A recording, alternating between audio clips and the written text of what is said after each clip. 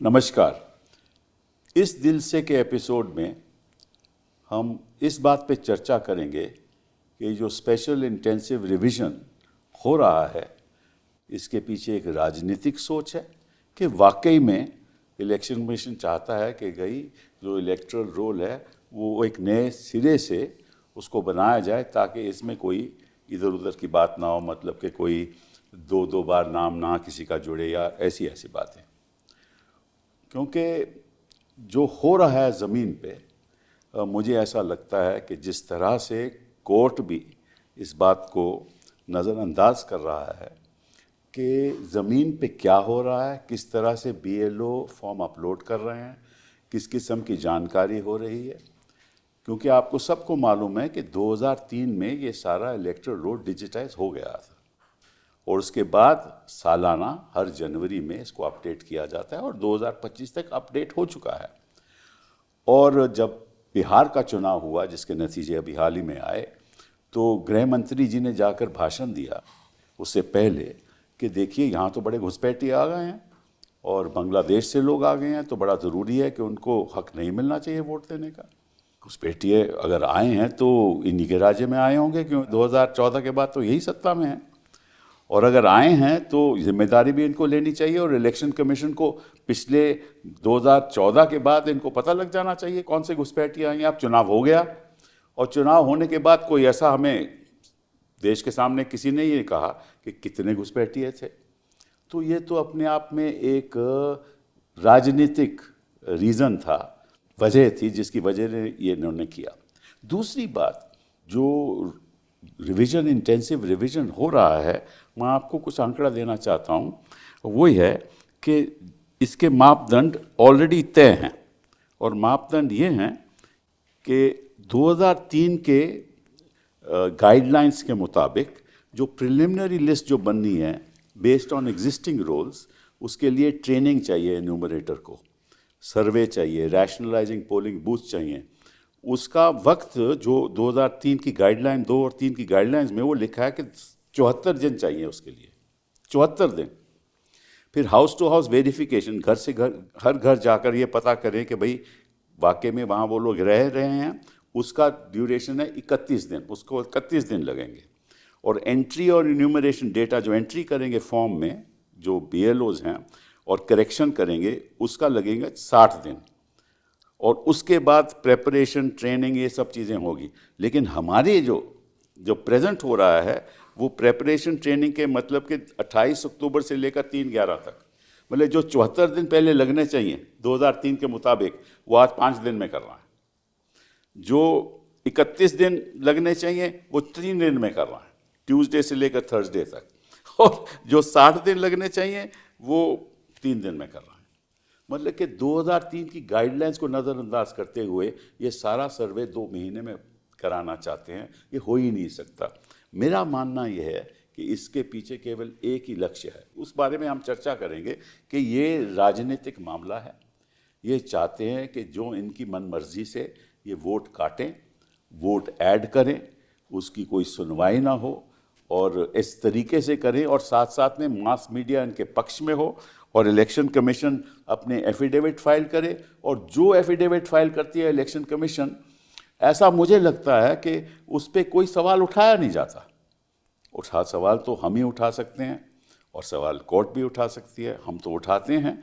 लेकिन और ये बात हम कहते भी हैं कि इसकी ऑथेंटिसिटी क्या है। अगर ये कहते हैं कि सारे ही हमने फॉर्म अपलोड कर दिए, किस तरह से किए, क्योंकि अगर किसी फॉर्म अपलोड करने के लिए इनको जाना पड़ता है, घर से भर जाना पड़ता है, उसके दस्तखत लेने पड़ते हैं इलेक्टर के, फिर उसके माता पिता का नाम पता करना पड़ता है, उसके रिश्तेदारों का नाम करना पड़ता है। ये तो हो ही नहीं सकता, 2 महीने ये काम हो ही नहीं सकता। तो इस बात पे आज हम चर्चा करेंगे और 3 हमारे साथ अनुभवी लोग हैं जो पहले भी आ चुके हैं और इसके बारे में उनको बहुत जानकारी भी है। कुरैशी साहब, thank you very much for being here. आप तो सी रहे हैं 2 साल, 2010 से लेकर 2012 तक, और 2006 से 12 तक आप इलेक्शन कमीशन में भी रहे हैं। आप इस बारे में बहुत कुछ जानते भी हैं, आप सरकार में भी रह चुके हैं, आपको सब मालूम है सरकारें भी कैसे चलती हैं और इलेक्शन कमीशन भी कैसे चलती है। और आपकी टाइम तो बहुत पारदर्शिता थी, ये सब आप ही ने, आपकी वजह से ही, आप ही ने बताया कि 2003 में डिजिटाइज हो गया, उसके बाद ज़रूरत क्या थी। तो बहुत बहुत धन्यवाद आपका यहाँ आने का। लवासा साहब, आप भी मतलब कि इलेक्शन कमीशन में आपने साल बिताए और फिर अल्टीमेटली आपने, कोई बात होगी ज़रूर कि रिज़ाइन भी किया आपने, लेकिन आप भी सरकार में रहे हैं, सिविल एविएशन में रहे हैं और एनवायरनमेंट भी रहे हैं, तो आपको भी बहुत जानकारी है इसके बारे में। योगेंद्र जी, आप तो ज़मीन पे काम करते हैं, सड़क पे ही रहो। सड़क पे रहे हैं, पॉलिटिकल साइंटिस्ट भी हैं, सेफोलॉजिस्ट भी हैं, सोशल एक्टिविस्ट भी हैं, हमारे खिलाफ भी रहे हैं, अब हमारे हक में भी हैं, तो यही चीज़ें आप ऐसा चलता रहता है देश के हक में, हमारे मतलब देश, हम तो देश के साथ हैं। चलिए, तो बताइए, ये वाकई में इसके पीछे राजनीतिक षड्यंत्र है, ये वाकई में एक्सरसाइज जेन्युइन है? नहीं, मुझे तो बिल्कुल शक है कि ये जेन्युइन होने पे इसके, क्योंकि 2003 में फाइनल लास्ट एसआईआर जो हुआ उसके बाद ये फैसला किया गया था, जैसे कि हम बताया जाता था कि जब सारे रोल डिजिटाइज हो चुके और हमको 25-30 साल लगे उसको 99% तक पहुंचने में, अब इसके बाद हमें इलेक्टोरल लेके हर साल डोर टू डोर जाते हैं कि भाई तुम्हारे घर में ये 4 वोटर लिखे हुए, ये ठीक है, कोई और इजाफा हो गया तो हम बता दो, ये फॉर्म है फॉर्म 6, अगर इसमें से कोई डिलीट करना है, कोई माइग्रेट कर गया, किसी की डेथ हो गई तो ये फॉर्म 7 है, और अगर कोई करेक्शन है तो फॉर्म 8 है, ये करके हम करा के आ जाते थे। नेबर्स भी बड़े विजिलेंट होते हैं, वो तो आपके खिलाफ झूठा ही कह देंगे कि साहब ये तो 3 साल से जा चुके हैं, उनको कटवाने में उनका बड़ा रोल होता है। तो अगर कोई वहाँ पे फॉरेनर आके घुस भी गया, जो एक एक्सक्यूज़ बताया गया था, तो नेबर और वो गांव वाले बता देंगे कि यहाँ तो ये कोई लोग नया है। तो इसलिए इतना कष्ट लोगों को देना, और बिहार के उसके बाद तो खासतौर से हम देखते हैं कि जो हमने फिगर सुनी, मैं तो मीडिया की उस पर ही कर रहा हूँ कि 300 के करीब फॉरेनर्स पाए गए, उसमें से बांग्लादेशी तो शायद 100-150 ही हैं। तो उन 100-150 को पकड़ने के लिए आपने 8 करोड़ लोगों को कष्ट दिया, दौड़ाया, BLOs की सुसाइड हो रही हैं, एक सुसाइड पे सुप्रीम कोर्ट को हिल जाना चाहिए था, यहाँ तो लाइन लगी हुई है, तो कुछ तो हैरेसमेंट हो रही है। और आपने कहा कि अपलोडिंग भी फेक हो सकती है कि डर के मारे उसका टाइम का प्रेशर है, जो अब तो साबित हो गया, उस प्रेशर में आपसे दस्तखत कराए बिना उन्होंने फट से अपलोड करना शुरू कर दिया। तो अब 100 करोड़ लोगों को दौड़ाया जाएगा, कष्ट दिया जाएगा, कितने और मरेंगे। जिम्मेदारी क्या लोगों की है कि जिम्मेदारी इलेक्शन कमीशन की है? नहीं, ऑफ कोर्स इलेक्शन कमीशन की है कि इलेक्शन कमीशन को ये जो जिस रोल से 2024 के इलेक्शन हुए, सरकार बनी है, उसी रोल से तो बनी है। अगर वो रोल बिल्कुल ही बोगस था तो फिर तो वो इलेक्शन ही आप नल एंड वॉइड कर दीजिए। पर जिम्मेदारी इलेक्टर के ऊपर क्यों सौंपी जा रही है? ये मेरा सवाल, जो सबसे बड़ा सवाल है। इलेक्टर पे कहाँ सौंपी जा रही है? आज तो कह रहे हैं ना कि आप फॉर्म करो, एन्यूमरेशन फॉर्म आप फिल करो, ये तो उनके ऊपर सौंपी जा रही है ना। ये तो कभी भी नहीं होता था, कभी भी नहीं होता था, ये तो कानून में भी नहीं लिखा।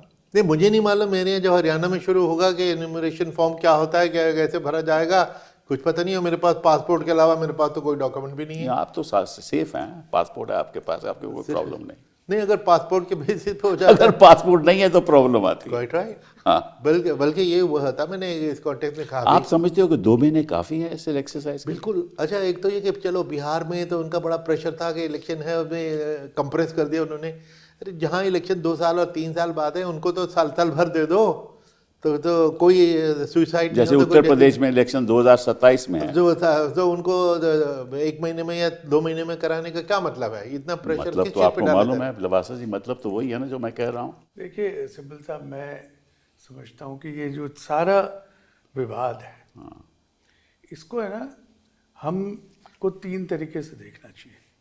इसका मकसद क्या है, इसकी प्रणाली क्या है, और सिद्धांत क्या है। जी हाँ। Unfortunately, सारा discussion, including the debates in the court, they are only on the procedure. That's correct. The principles nobody is discussing. तो अगर हम ये माने, बिहार को आप टेस्ट केस समझे कि भाई उसमें मकसद क्या था, मकसद ये था कि इनएलिजिबल लोगों को हटाया जाए, और दूसरा मकसद ये भी हो सकता है कि जो एलिजिबल है उनको इंक्लूड किया जाए। और तीसरा मकसद ये होना चाहिए कि उसके अंदर एरर फ्री इलेक्टोरल रोल बने। जी हाँ। तो सबसे पहले I think it will enhance the credibility of the election commission अगर वो बताएं कि बिहार में इन 3 मकसद में से कितने पूरे हुए। जहाँ सारे लोगों को, जैसा कुरैशी साहब ने कहा कि आप करोड़ों लोगों को एक आइडेंटिफिकेशन परेड करवा रहे हैं, जी हाँ। तो आपने ये जो बिहार में प्रक्रिया की उसमें से इनएलिजिबल लोग कितने निकले, उसमें से एरर्स कितने दूर किए आपने।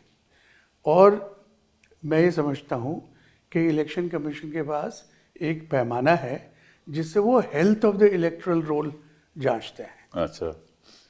कि हमारे इलेक्टोरल रोल की हेल्थ क्या है, ईपी रेशो क्या है, जेंडर बैलेंस क्या है, फर्स्ट टाइम जो कोहॉर्ट है 18-19 उसमें से कितने लोग आने चाहिए, कितने नहीं आए। I think that analysis should be made public to convince everyone that indeed this exercise is required in the manner in which it is being done. Okay. तो अब अगर आप ये देखें कि जो प्रोसीजर फॉलो किया जा रहा है तो इस प्रोसीजर की आवश्यकता है जी हाँ। उस रिजल्ट को अचीव करने के लिए, या कोई और तरीका है जिससे हम वही रिजल्ट अचीव कर सकते हैं। जी हाँ। इसके ऊपर डिबेट कम हो रही है। और क्यों आपने 70 साल से जो प्रणाली चल रही थी उसको क्यों ओवरटर्न किया? मैं आपसे एक सवाल पूछना चाहता हूँ कि मान लीजिए कि 300 इनएलिजिबल वोटर्स वोट दे रहे थे पहले, अब मान भी लेते हैं, अगर उसके अलावा देखा जाए, दूसरी साइड देखी जाए कि अगर 5000 वोटर जो एलिजिबल हैं उनके वोट काट दिए जाएं तो बैलेंस किस तरफ होना चाहिए?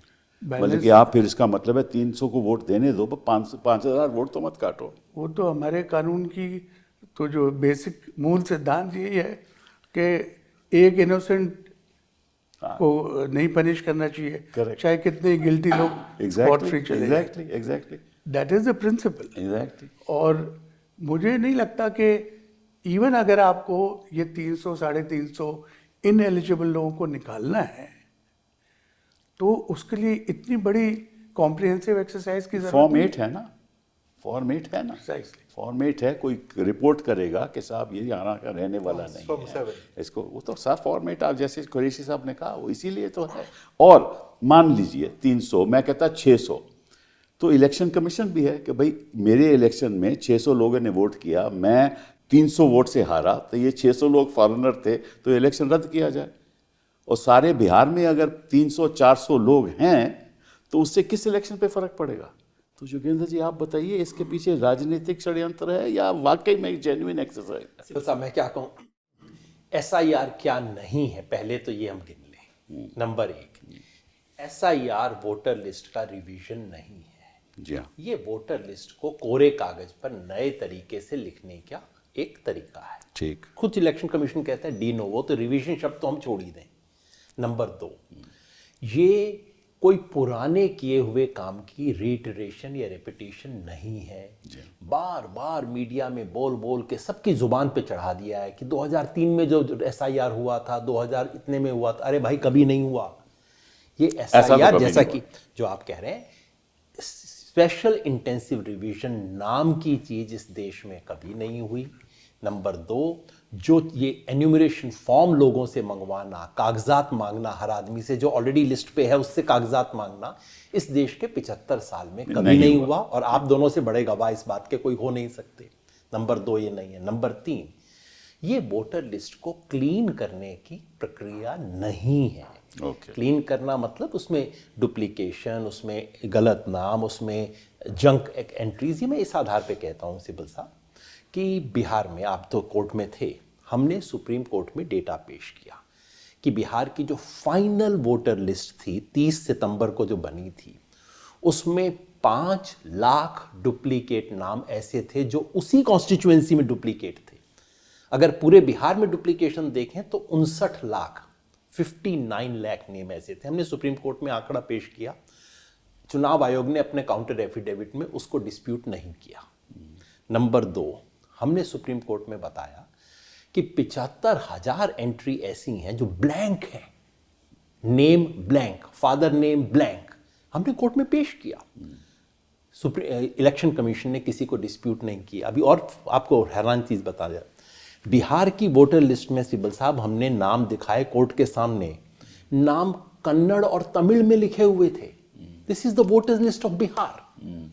हमने दिखाया कि एक ही फोटोग्राफ, वो फोटोग्राफ हमें क्योंकि पूरे बिहार के मिले नहीं थे। देश है, आपको क्या इसमें आपत्ति होता है? हाँ बाबा, मैं क्या इतना कि खुशी से मरना जाते घर एतबार होता है कि मतलब कन्नड़ और तमिल में लिख रहे हैं। अच्छा, मजे की बात सिब्बल साहब ये है, ये 30 सितंबर की वोटर लिस्ट में था।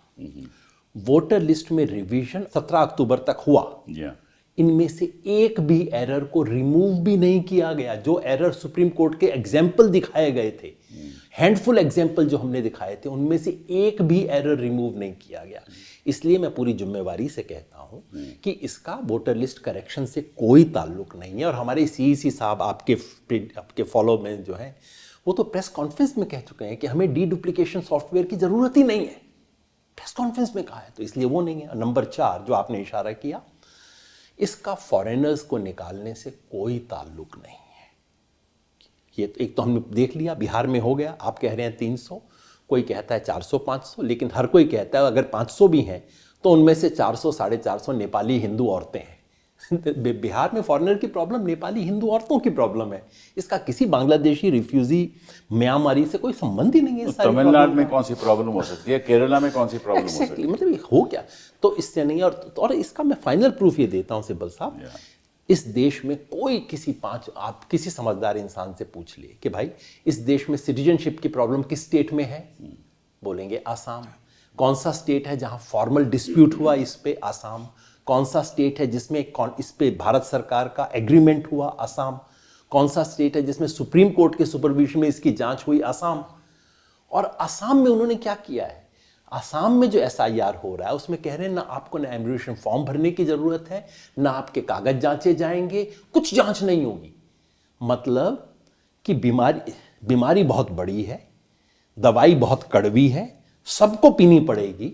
हाँ, जिस एक आदमी का पता लगा है कि उसको बीमारी है, उसे नहीं देने की जरूरत है, बाकी सबको ये देने भी की तो जरूरत बता दिए ना, आसाम में वो फिर जो नाम आए कि बाहर से लोग आए, 18 लोग हैं, 18 लाख है ना। असली कारण भी बता देते हैं। बता दीजिए ना, क्यों नहीं हो रहा आसाम में? आप सोचेंगे भाई दवा सबको पिलानी है, बस सिर्फ जो एक मरीज है उसको नहीं देंगे, बाकी सबको दवा देंगे हम। क्यों भाई? क्योंकि आसाम में टेस्ट हो चुका है, ब्लड टेस्ट हो चुका है, रिपोर्ट आ गई है। आसाम में टोटल 19 लाख विदेशी हैं, ये सरकार के अपने आंकड़े हैं। और मुख्यमंत्री ने प्रेस कॉन्फ्रेंस में बोला है कि उस 19 लाख में से 7 लाख मुसलमान हैं। मतलब अगर 19 लाख विदेशियों के नाम कट गए तो उसमें 12 लाख वो होंगे जो बीजेपी जिनको अपना वोटर मानती है, और 7 लाख वो हैं जिनको बीजेपी अपना वोटर नहीं मानती। नुकसान किसे होगा? बीजेपी को। इसका असर चुनाव आयोग पे होना चाहिए, नहीं होना चाहिए? हुआ, बिल्कुल हुआ। तो इसलिए मैं कहता हूं साहब, ये 4 चीजें तो नहीं है। फिर क्या है? तो फिर है एक क्या? मिनट आप मेरे को वक्त दें, मैं आपको बिल्कुल, एक बिल्कुल बताइए। क्लासिकल हिंदू थ्योरी बताता हूं। बता दीजिए। वो है देश काल पात्र। सन 2024 के चुनाव में झटका लगने के बाद मोदी जी को 3 चीजों का अंदेशा हुआ। देश मतलब स्थान, प्लेस। इस देश के कुछ ऐसे इलाके हैं जहां बीजेपी को बहुत अच्छा सपोर्ट नहीं मिलता। दूसरी समस्या थी काल, कैलेंडर। हर 6 महीने में इलेक्शन आ जाता है और हमें कुछ ना कुछ करना पड़ता है। लोगों के लिए 10,000 रुपए देने पड़ गए औरतों को। तीसरी समस्या थी पात्र। इस देश के कुछ लोग हैं जो बीजेपी के पक्ष में नहीं है। अब बीजेपी तीनों का परमानेंट इलाज कर रही है, और उन तीनों का इलाज ये है, देश की समस्या का इलाज है डिलिमिटेशन। जहां जहां बीजेपी को वोट नहीं मिलते उन स्टेट्स का number of members in the parliament कम होने वाले हैं। काल की समस्या, कैलेंडर की समस्या का सॉल्यूशन है 1 नेशन 1 इलेक्शन। 5 साल में बस एक बार मैनेज करना पड़ेगा, बाकी रोज रोज का झंझट ही खत्म। मतलब जो एक ही बार में 1-1 लाख रुपए, 10-10 लाख रुपए के बैंक अकाउंट में चले गया तो इलाज हो गया। सर फिर वो पाकिस्तान से लड़ाई भी हो सकती है। बड़े 3 महीने में अगर आपने सब कुछ करना है तो बड़े बड़े इलाज हैं इस देश के अंदर। एक बार में मैनेज हो गया, रोज रोज का चंटाई खत्म हो गया। ठीक है। और ये जो पात्र की समस्या है उसका इलाज है SIR। करेक्ट। कि उस पात्र को निकाल दो। तो देश काल पात्र तीनों को मैनेज किया जा रहा है। लोकतंत्र भी होगा, चुनाव भी होंगे, और बीजेपी के जीतने की गारंटी भी होगी। तो मतलब एक बीजेपी की जीतने की गारंटी तो जरूर होगी, चुनाव होंगे, चुनाव का मतलब थोड़ा उनका अलग है और हमारा अलग है। देखिए, रेस दो तरह की हो सकती है ना। एक तो रेस है कि हम दोनों एक फर्श के ऊपर दौड़ रहे हैं, एक ग्राउंड पे दौड़ रहे हैं। दूसरी रेस ये हो सकती है कि मैं तो मैदान पे दौड़ूंगा और सिब्बल साहब को कहूंगा तुम पहाड़ी के ऊपर दौड़ो, बिल्कुल। और हम चेक कर लेंगे 100 मीटर कौन कितने में दौड़ता है। तो ये खेल हो रहा है इस वक्त, इसलिए बहुत डीप सेंस में पॉलिटिकल है। और अनफॉर्चुनेटली, और बहुत अफसोस के साथ कहना पड़ रहा है इन दो बहुत सीनियर लोगों जिन्होंने इलेक्शन कमीशन में रहे थे, आज जो इलेक्शन कमीशन की भूमिका है वो रूलिंग पार्टी के एक्सटेंडेड आर्म से ज़्यादा लगती नहीं है। बोलते वक्त भी कई बार मैं इलेक्शन कमीशन, रियलिटी है, इलेक्शन कमीशन, भारत सरकार और बीजेपी तीनों के अंदर जो बाउंड्री वॉल्स हैं कुछ लगती नहीं। आपके टाइम पे तो ऐसा नहीं था, सवाल ही नहीं पैदा होता। बल्कि मुझे तो जब ये सुनता हूँ क्रिटिसिज्म तो बड़ा दुख होता है, बड़ा ऐसा लगता है कोई मेरे मुंह पे थप्पड़ मार रहा है कि इलेक्शन कमीशन पे उंगली उठाने का तो कोई सवाल ही नहीं पैदा होता था। और इलेक्शन कमीशन की न्यूट्रलिटी के मैं ही मिसाल दे देता हूँ कि आज कल तो कहते हैं कुरैशी था, कांग्रेस का था, कोई दिखा दे मिसाल। मैंने तो 4 मंत्रियों को चार्जशीट किया कांग्रेस के, including law minister of the land, जो लॉ मिनिस्ट्री प्राइम मिनिस्टर और प्रेसिडेंट के दस्तखत के बाद हमारा अपॉइंटमेंट लेटर जारी तो लॉ मिनिस्ट्री करती है, हमने उसको सेंश्योर किया, उसको नहीं छोड़ा। उसके बाद भी आज के लोग जो बिल्कुल मेमोरी उनकी है नहीं, नाम देख के गाली देना है कि वो इस किस्म की बकवास करते हैं। तो बहुत अफसोस और दुख की बात है कि इतनी बहादुरी से और इतनी बेशर्मी से ये हुआ चला जा रहा है और उनको कोई रोक नहीं रहा, कोई सुन नहीं रहा, कोई रोक नहीं रहा। वो उनको दौड़ा दिया इधर से उधर, वो परेशान हो रहे हैं, BLOs पे प्रेशर के वो सुसाइड कर रहे हैं, वो सब चलता रहेगा, कोई बात ही नहीं। आपसे सवाल पूछना चाहता हूं कि ये जो सवाल उठ रहा है कि चुनाव आयोग को हक है तय करने का कि आप हिंदुस्तान के नागरिक हो या नहीं, मैं आपसे पूछना चाहता हूँ ये सही है कि गलत? नहीं, ये तो किसी ने भी नहीं कहा। हर शख्स मानता है कि इलेक्शन कमीशन कहती है, इलेक्शन कमीशन सिटीजनशिप डिसाइड नहीं कर सकती। वो कहती इलेक्शन है, कमीशन ये एफिडेविट में कह रहे हैं वो पता नहीं, वो तो कह रहे हैं कि आपको सेंट्रल गवर्नमेंट को हक नहीं, हमको हक है। नहीं, उन्होंने एफिडेविट दिया। I am surprise. अदरवाइज उनका जो कहना है उस हद तक ठीक हो सकता है कि only citizen of India can be a voter, लेकिन वी प्रिज्यूम के सब इतने 150 करोड़ जो हैं सब इंडियन सिटीजन, उसमें 10, 20, 50, 200, 500, 5000 फॉरेनर साहब, आपको मालूम है आर्टिकल 10 ऑफ द कॉन्स्टिट्यूशन कहता है कि अगर आपका इलेक्टोरल रोल में नाम है, क्योंकि ये तो पार्लियामेंट्री लॉ है ना, क्योंकि one of the first things is कि if you are born in India, अगर मेरा जन्म स्थान यहाँ है तो मैं देश का नागरिक हूँ, और मेरा अगर इलेक्टोरल रोल में नाम है तो it is I am deemed to be a citizen, मतलब कि माना जाएगा कि मैं एक नागरिक हूँ। ये तो संविधान कहता है। तो फिर ये कैसे, और संविधान ही तय करेगा? स्टेटस तो सिटीजन का केंद्र सरकार देती है ना, स्टेट देती है ना। पासपोर्ट तो इलेक्शन कमीशन ने इशू करता है, तो वही ये कैसे कहते हैं? मुझे नहीं मालूम कैसे कहते हैं, शायद इनफैक्ट जो यादव जी ने एग्जाम्पल दिया असम का, हाँ, वो अगर आप हिस्टोरिकली देखें कि इलेक्शन कमीशन ने क्या किया, ये जो आंकड़े इन्होंने दिए हैं 19 लाख और 12 लाख, ये आंकड़े तो 2018 में तय हो गए थे। बिल्कुल बिल्कुल बिल्कुल। बट इलेक्शन कमीशन ने ये हमेशा से अपनाया है कि भाई पहले सरकार जिसका उत्तरदायित्व है ये डिसाइड करने का कि आप नागरिक हो या नहीं हो, आप तय करो, उसके बाद हम इलेक्टोरल रोल में तरमीम करेंगे।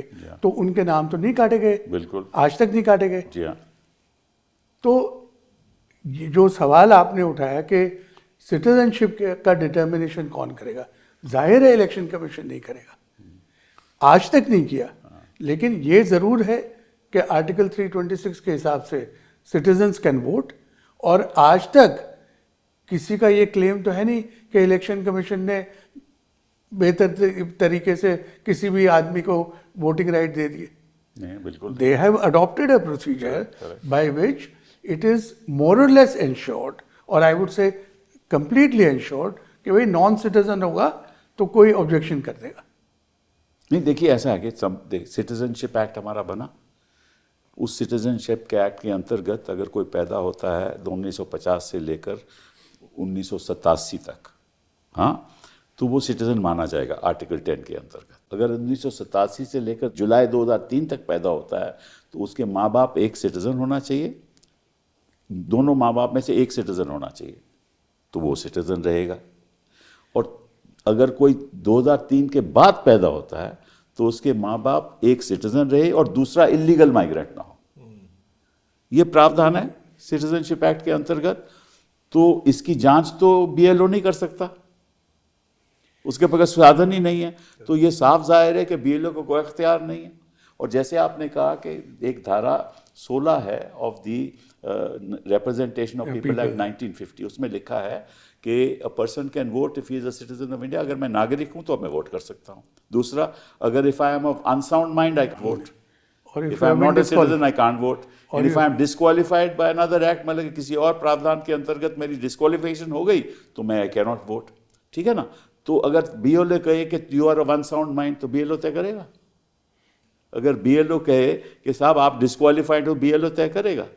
तो बीएलओ कैसे तय करेगा कि तुम नागरिक नहीं हो? तो ये तो साफ जाहिर है। तो इस पे बहस क्यों हो रही है? नहीं, आप ये देखिए कि अब 2025 आ गया, तो अगर मैं 2007 में जन्मा हूँ, 18 साल का हो गया, और मेरे पास कोई डॉक्यूमेंट नहीं है, लेकिन मैं यहाँ पैदा हुआ हूँ, मेरे पेरेंट्स भी यहाँ रहे हैं, जी हाँ। तो मुझे आप वोट नहीं दे देंगे? कहते हैं नहीं, आप प्रूव करो आप सिटीजन हो।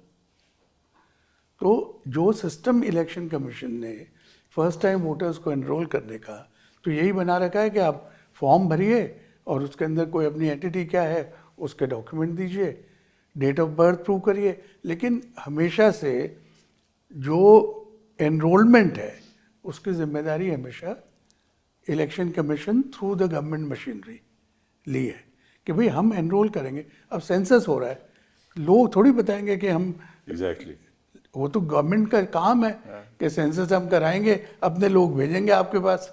इसी संदर्भ में अगर धारा 19 देखी जाए रिप्रेजेंटेशन ऑफ पीपल इन 1950 की, वो कहता है कि अगर इस जगह आप रह रहे हो, if you are resident of this place, ठीक है ना, और आप वहाँ रह रहे हो, तो and if you are born in India you will be a citizen, you will be entitled to vote. That's all that is required under 19। तो ये जो बहस हो रही है कोर्ट में, मुझे तो समझ नहीं आता कि किस आधार पे हो रही है। बहुत चीज़ें समझ नहीं आती सिब्बल साहब। आप क्योंकि आप सिर्फ कंपेयर नहीं कर रहे हो प्रोग्राम को, आप इस देश के एक लीडिंग ज्यूरिस्ट हो। मैं आपसे एक सवाल पूछना चाहता हूँ। पूछिए। मैं तो लिटिगेंट हूँ, जी, आप कोर्ट में हूँ, देखता हूँ जाके, अब बड़े बड़े लोग बोल रहे होते हैं, मैं देखता हूँ। कोर्ट मेरे पक्ष में फैसला दे, कोई जरूरी नहीं, कोर्ट की अपनी मान्यता है, मेरे पक्ष में दे, मेरे खिलाफ दे, जी। लेकिन जजमेंट तो दे।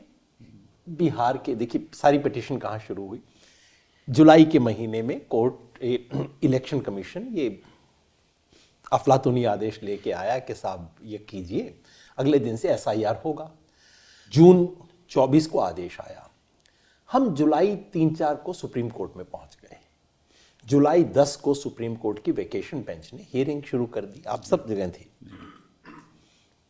और हम कह रहे थे कि बिहार के चुनाव से पहले ये होने वाला है, ये इलीगल है, अनकॉन्स्टिट्यूशनल है, इसे रोकिए। सुप्रीम कोर्ट को पूरा हक था कहने का कि ये इलीगल नहीं है, अनकॉन्स्टिट्यूशनल नहीं है, जो उनकी रीडिंग है जो भी हो, मगर इतना तो हक हमारा बनता है कि बिहार इलेक्शन से पहले बता तो दीजिए, एग्जाम शुरू होने से पहले बता तो दीजिए कि सिलेबस क्या होगा।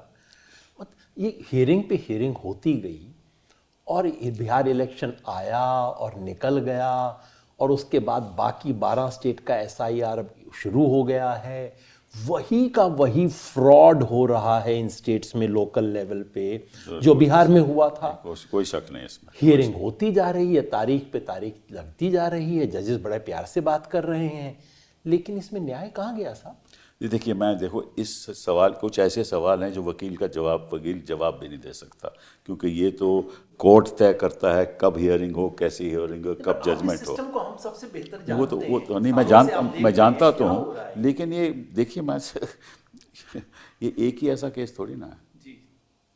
कई ऐसे मुद्दे इस देश के सामने हैं जो आज तक तय नहीं किए गए। डिस्क्वालिफिकेशन का मुद्दा जो महाराष्ट्र सरकार बनी हुई है, किस आधार पे बनी थी? उन्होंने तो कोई मर्जर किया नहीं था, फिर आज भी सरकार चल रही है, हमारे हिसाब से इलीगल है, वो आज तक सुनवाई नहीं हुई। जो इलेक्टरल बॉन्ड का मामला है, हमें मालूम है कि कौन कितना पैसा दिया, तो उन्होंने कहा आज तक उसकी सुनवाई नहीं हुई, 9 जजेस के सामने पेश, तो वो उसके बारे में हम नहीं कर। इनफैक्ट मैं आपको सच बात बताऊं, मैं ये चर्चा करना ही नहीं चाहता था, नहीं करना चाहता था, क्योंकि केस चालू है। लेकिन मैं चर्चा क्यों कर रहा हूँ, क्योंकि मैं इतना दुखी हूँ कि साफ जाहिर, आम आदमी को भी साफ जाहिर है कि जमीन पे हो क्या रहा है। मैं आपको बताता हूँ तो सर, क्या इसलिए मैंने सोचा ये लाजमी है, अगर कोई नहीं बताता देश की जनता को कि हो क्या रहा है, हमारा एक कर्तव्य बनता है कि हम बताएं। इसलिए मैं कर रहा हूँ ये प्रोग्राम। कुरैशी साहब ने कहा चलिए बिहार के अंदर ये था, जो भी था, अच्छी नीयत थी, बुरी नीयत थी, आपने अफरा तफरी में किया और वहाँ पे बहुत कुछ गड़बड़ हो गई। अब यहाँ पे तो आपके पास टाइम था, यहाँ हो क्या रहा है? जैसा आपने बताया, एक बार फिर बिहार में जबरदस्ती चली, आपकी मजबूरी में अफरा तफरी हो गई, केओस हो गया। जी हाँ। यहाँ आप डिजाइन करके केओस ला रहे हो। आप कह रहे हो कि जिस तैयारी के लिए 74 दिन लगने चाहिए थे, हाँ, exactly। वो तैयारी मैं 6 दिन में करने का वक्त दूंगा। दोबारा वही वही हुआ। गाइडलाइंस 2003 की कह रहे हैं, 74 दिन लगने चाहिए। अच्छा, फिर दोबारा जो बिहार में हुआ था साहब कि आज SIR शुरू हो गया है, मैं BLO हूं, मुझे जाके फॉर्म लोगों को देने, लेकिन फॉर्म तो आया ही नहीं। फॉर्म छप के आएगा, और फॉर्म यूनिक फॉर्म है, इंडिविजुअल फॉर्म है, छप के नहीं आया। 10 दिन से मैं बैठा हूं, मेरे पास फॉर्म नहीं आया। एग्जैक्टली यही चीज उत्तर प्रदेश में हुई है। ये सब चीज के बाद यही खेल बिहार में हुआ था। बेचारे के पास फॉर्म ही नहीं है, किसको जाके देगा? बाद में फॉर्म आया, सिंगल फॉर्म आया। अब उसको कहा जा रहा है 2 देने, 1 कॉपी लेनी। बेचारा कहां से कॉपी लेके देगा आपको? और एक BLO से क्या उम्मीद की जा रही है बेचारे से? आप समझिए, वो बेचारा स्कूल टीचर है, जैसा वैसा फोन वोन चलाता होगा। मैं भी अपने फोन चलाते टाइम बच्चे से पूछता हूँ कई स्मार्ट चीजों को, मुझे भी नहीं पता लगता। उस बंदे से कहा जा रहा है कि तुम ये जो 1000-1200 लोग हैं, इनको जाके यूनिक फॉर्म है, दो रसीद वापस लो, उन लोगों के घर 3 बार जाके चेक करो कि भाई तैयार हो गए हो, तुम फॉर्म अपना दे दोगे। फिर उनको मदद करो कि वो 2003 के फॉर्म में अपने पिता का, माँ का, चाचा का, दादा नाम ढूंढें, जिसकी कॉपी आपको मुश्किल से मिल नहीं रही है। आप उसको मदद करो, और उनको भी मदद करो वो औरतें जिनकी शादी होके गांव में आ गई हैं, जिनका मायके 100 किलोमीटर दूर है, किसी का मायके दूसरे स्टेट में है। महाराष्ट्र गुजरात के बॉर्डर पे हो रहा है। गुजरात में उनको कहा जा रहा है लड़की महाराष्ट्र से आई है। महाराष्ट्र में SIR हो नहीं रहा। महाराष्ट्र में 2003 की लिस्ट अवेलेबल नहीं है।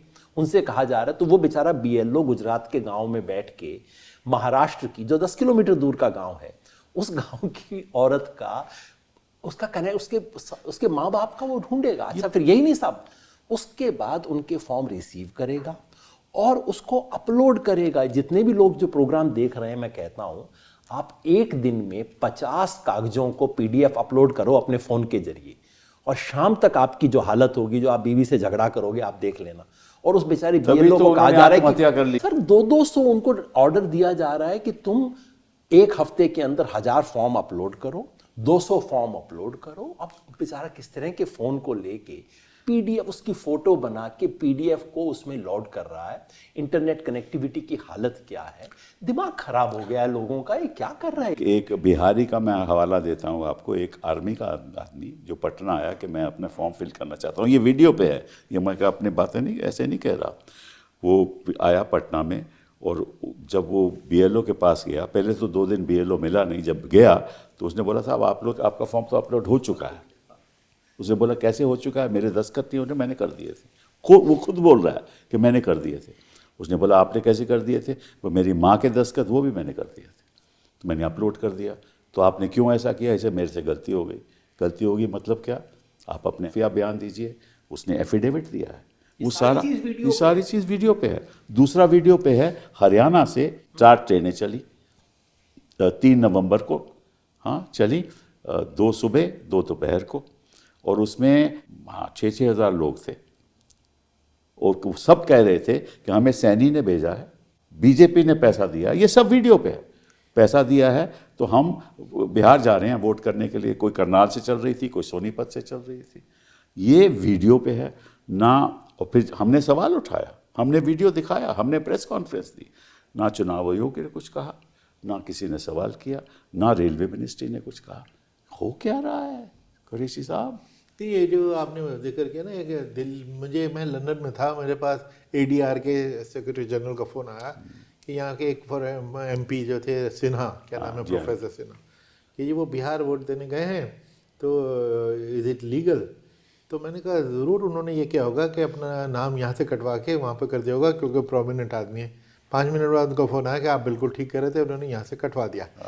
तो अब नॉर्मली वहाँ जाके लिखवा दिया, ये लीगल नहीं है। You have to be normally resident, and normal resident की डेफिनेशन है 6 महीने।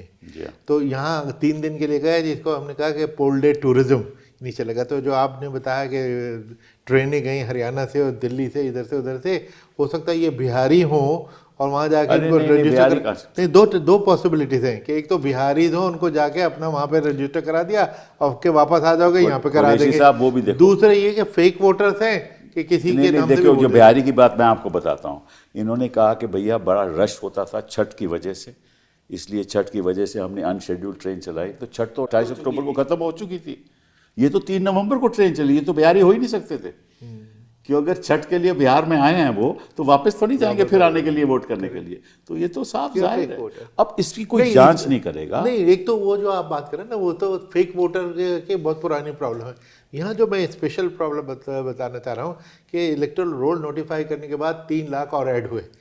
वो 3 lakh possibly professor Sinha type के हो सकते हैं कि यहाँ कटवा के डलवा लिया, क्योंकि वापस आके रिवर्स करा लेंगे। हो सकता है वो भी। तो ये बिकॉज नहीं, इसीलिए मैं सिंपल साहब बार बार कह रहा हूँ कि कोर्ट क्यों नहीं इलेक्शन कमीशन को कहती है कि आप हमको पूरा एनालिसिस बताओ बिहार के इलेक्टोरल रोल का, आपने क्या हासिल किया उसके अंदर। सर, इनमें से कुछ सवालों का मैं जवाब दे देता हूँ। आपने जो तीनों चीज़ें पूछी थी वो तीनों हमने कोर्ट के सामने पेश की, इलेक्शन कमीशन की अपनी चीज़ों से। आपने बताया बहुत सुंदर चीज़ ईपी रेशो, जिसका मतलब है कि आपकी वोटर लिस्ट में उसका आबादी से क्या ताल्लुक है, वोटर लिस्ट सही है नहीं है, उसका एक इंडिपेंडेंट जजमेंट है। पॉपुलेशन का एस्टिमेट है, आपकी 18 साल से ज़्यादा लोगों की आबादी कितनी है और वो कितना है। बिहार का आंकड़ा ये है, बिहार में 8 करोड़ 22 लाख एडल्ट लोग हैं भारत सरकार के पॉपुलेशन एस्टिमेट के हिसाब से। जब एसआईआर शुरू हुआ तो 7 करोड़ 90 लाख लोग थे, 89 थे, 90 लाख मान लीजिए। इसका मतलब है एक अच्छे एसआईआर में बढ़ के उसे 8 करोड़ 22 लाख की तरफ जाना चाहिए था। हुआ क्या, वो घट के 7 करोड़ 45 लाख पे आ गया। तो ईपी रेशो जो थी 97% थी, उससे घट के 90% पे आ गया। मैं यही कह रहा हूँ, ये आप कह रहे हो। Court should ask the election commission that you give us this data, you do an analysis and tell us how have you improved the health of electoral roll in Bihar by conducting this so-called comprehensive exercise. और दूसरी बात, मैं ये मतलब जो अब SIR हो रहा है और मुझे समझ में नहीं आता कि अगर आपके पास टूल्स अवेलेबल हैं क्लीन अप करने के लिए, उसका इस्तेमाल आप क्यों नहीं कर रहे? डुप्लीकेट वोटर का जो सॉफ्टवेयर है, और बिल्कुल पॉसिबल है कि टेबल टॉप एक्सरसाइज आप करो, ऑडिट करो अपने इलेक्टोरल रोल का, जितनी गलतियां हैं वो आइडेंटिफाई करिए और बताइए लोगों को कि as a result of this exercise this is what we have found and now we will start the process of cleaning up. आप 2 महीने में हो सकता है ये? मैं आपसे पूछना चाहता हूँ, ये जो आप कह रहे हैं table top exercise, it is not an exercise which involves the people. आपको डुप्लीकेशन सॉफ्टवेयर चलाना है, उसमें लोगों की जरूरत थोड़ी है। अब आप कह रहे हो कि नहीं, हमको ये उम्मीद है कि एक शख्स 2 जगह फॉर्म नहीं भरेगा और डुप्लीकेट हो जाएगा। ये क्या मतलब हुआ? आपको चाहिए कि जो टूल आपके पास है, और आखिर पिछले 20 साल में इलेक्शन कमीशन ने डुप्लीकेशन सॉफ्टवेयर यूज करके बहुत सारे डुप्लीकेशन किए हैं, तो वो क्यों अबैंडन कर रहे हो आप? कोर्ट को ही पूछना चाहिए ना। This is what I am saying. Court इतनी मेहरबान क्यों है, आपको पता होगा। There is no reason why the tools available should not be used. Otherwise अगर आप अपने ही डेटा को फॉर्म के अंदर डाल के और दस्तखत करा के वापस अपलोड कर दोगे, you are inheriting all the errors. Absolutely, absolutely. मैं आपको थोड़ा आंकड़ा देना चाहता हूँ कि इन्होंने ADR के ही आंकड़े हैं, मेरे अपने नहीं हैं, कि उनके एनालिसिस में रिवील हो। इनिशियली इन्होंने कहा था deletion 22 lakh included 22 lakh deceased और 7 लाख डुप्लीकेट और 35 लाख अनट्रेसेबल माइग्रेटेड, ये इनका डेटा था। अब जब बूथ लेवल पे इसका वेरिफिकेशन हुआ तो पता चला कि दलित और मुस्लिम वार्ड्स में leading to silent invisible rigging, gender disparity is alarming, women voters dropped 6.1%, that is 22.7 lakh versus 3.8 for men. Women dropped. Then with highest impact in Gopalganj, 15.1% women dropped, deletions 1.5 lakhs, Madhubani 1.3 lakhs. In Bihar's 25 assembly elections, deletions exceeded victory margin in 174 seats. ये तो reality है बिहार की, और कोई सिब्बल जवाब साहब, नहीं। ये सारी चीज हमने फिर जेंडर रेशो हमने कोर्ट के सामने रखी।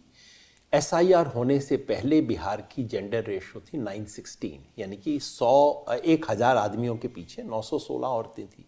एसआईआर खत्म होने के बाद वो 894 हो गई है। एसआईआर की वजह से जेंडर रेशो गिरी, इंप्रूव होनी चाहिए थी, गिरी। तो why is the court not asking these? क्या बताएं, क्या बताएं? तभी तो हम ये प्रोग्राम कर रहे हैं कि चलिए कोर्ट मत नहीं करना चाहते नहीं करिए, हमारी तो जिम्मेदारी बनती है। हमने सिब्बल साहब कि हम ये भी जनता के दिखाया, सामने तो ये बात रखें। हमने एक और हमने सॉफ्टवेयर, कोर्ट से कोई हमें रंजिश नहीं है, कोर्ट अपना काम कर रही है, लेकिन देश की जनता को तो पता होना चाहिए नीचे के। सिब्बल साहब, हमने एक सॉफ्टवेयर, आजकल सॉफ्टवेयर मिलता है जो नामों का एनालिसिस कर सकता है। उससे हमने एनालिसिस करके देखा ये जो 65 लाख लोग जिनका नाम कटा था, उसमें से हिंदू मुस्लिम प्रोपोर्शन क्या था। बिहार में 17% हिंदू हैं, 17.7% मुसलमान हैं, लेकिन जिन 65 लाख का नाम कटा उसमें 25% मुसलमान हैं। हमने बात कोर्ट में पेश की, चुनाव आयोग ने कहा ये कम्युनल लोग हैं, हिंदू मुस्लिम देख रहे हैं। मैंने छोटी सी बात कही, इलेक्शन कमीशन की हिस्ट्री में आज तक सिर्फ एक बार हुआ है जबकि स्पेशल इंटेंसिव रिवीजन किया गया था, वो 2001 में था। ठाकुर द्वारा यूपी की कॉन्स्टिट्यूएंसी थी, जहां लिंगदो साहब गए और उन्हें बताया गया कि इस कॉन्स्टिट्यूएंसी में कोई 25-30 हज़ार मुसलमानों का नाम काट दिया गया। तो लिंगदो साहब ने तब उनको भेजा था, वो कौन थे, राव साहब, राव को भेजा, उन्होंने इन्वेस्टिगेट किया, बताया बात सही है। तो मैं नहीं चाहता कि इलेक्शन कमीशन हिंदू मुस्लिम का एनालिसिस करे, लेकिन अगर कोई आके शिकायत कर रहा है, आपको दिखा रहा है कि सिस्टमेटिकली एक कम्युनिटी को काटा जा रहा है, तब तो आपका फर्ज बनता है कि आप उसको डबल चेक करें। इलेक्शन कमीशन कर चुका है ये काम। भी मैं आपसे पूछना चाहता हूं कि धारा 21(3) ऑफ द 50 एक्ट कहता है कि आप इंटेंसिव रिवीजन कर सकते हो, कोई a part of a constituency और अ कंस्टिट्यूएंसी स्पेशल रिवीजन कर सकते, कहता है ना वो। तो उसका मतलब यह है कि आपको कहीं लगे कि ऐसा गड़बड़ हो रही है तो वहां आप कर सकते हो, लेकिन सारे देश में आपने तय कर दिया कि हम स्पेशल रिवीजन करेंगे। किस आधार पे? आपको पहले बताना चाहिए देश को किस आधार पे कर रहे हैं। एक चीज़ मैं योगेंद्र जी से जानना चाहूँगा, जो सारे डिबेट में मैंने सुनने को नहीं मिली, कि वो इलेक्टोरल रोल पहले बनता है, उस बेसिस पे वोटर आईडी कार्ड बनता है। इन्होंने वोटर आईडी कार्ड को रिजेक्ट कर दिया कि हम इसको रिकग्नाइज नहीं करेंगे।